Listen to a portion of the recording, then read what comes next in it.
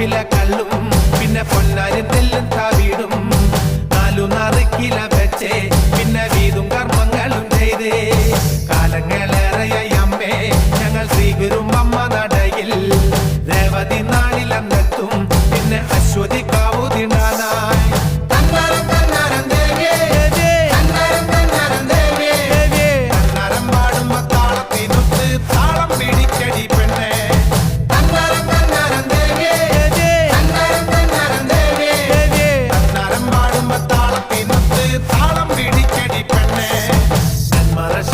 കള്ളും പിന്നെ പൊന്നാരി നെല്ലും താവീടും